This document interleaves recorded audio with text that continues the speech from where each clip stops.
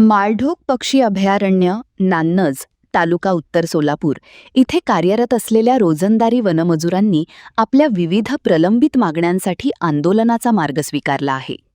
वनविभागाकडे वारंवार पाठपुरावा करूनही मागण्यांची दखल घेतली जात नसल्याचा आरोप करत मजुरांनी जागतिक पर्यावरण दिनानिमित्त शुक्रवारी दिनांक 5 जून एकदिवसीय लाक्षणिक उपोषण करण्याचा निर्णय घेतला आहे.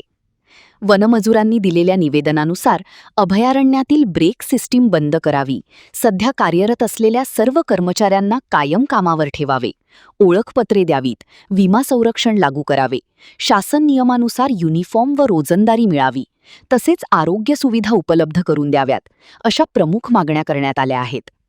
मजुरांचे म्हणणे आहे की माळढोक पक्षी अभयारण्याचे क्षेत्र पूर्वी 1250 हेक्टर होते.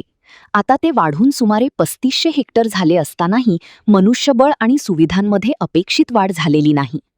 अनेक वनमजूर गेल्या 15 वर्षांपासून इथे सेवा बजावत असूनही त्यांना मूलभूत सुविधा आणि शासनाच्या नियमांनुसार मिळणारे लाभ अद्याप मिळालेले नाहीत. दरम्यान या मागण्यांकडे प्रशासनाने तातडीने लक्ष देऊन सकारात्मक निर्णय घ्यावा, अन्यथा भविष्यात आंदोलन अधिक तीव्र करण्यात येईल असा इशाराही वनमजुरांनी दिला आहे.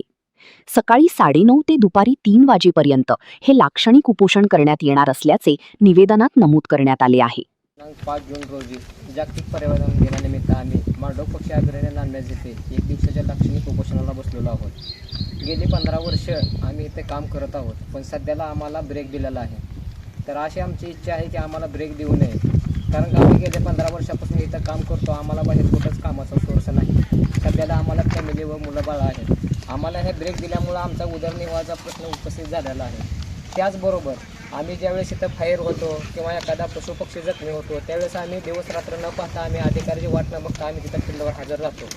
तेवढं आम्ही वन विभागासाठी किंवा वन्यजीवासाठी करूनसुद्धा आम्हाला ह्यांनी ब्रेक देत आहे. त्याचबरोबर आम्हाला यांच्याकडून आम्हाला एक आमचं विशेष ओळख म्हणून आम्हाला ह्यांनी एक आयडेंटिटी द्यावी, युनिफॉर्म द्यावा. तसेच आम्ही दिवस रात्र ऑन फील्डवर जातो, फायरसाठी जातो. आमच्या ह्याच्यातले बरेच आमचे सहकारी त्यावेळेस जखमी झालेले आहेत. त्यावेळेस आम्हाला अधिकाऱ्याकडून सारखी विचारपूससुद्धा होत नाही की बाबा तुम्हाला काय झालं, कसं झालं, काय झालं. जर आम्ही त्यांना विचारायला गेलो तर त्यांनीच आम्हाला वरून म्हणतात की तुम्ही एवढं काय धावपळ करायची गरज आहे, आमच्याकडून एक बिस्किट पुड्यासुद्धा अपेक्षा ठेवू नका. तरी आम्ही मग एवढं ही करूनसुद्धा आमची एक अशी विनंती आहे की आम्हाला ब्रेक सिस्टीम बंद करावी व आमच्या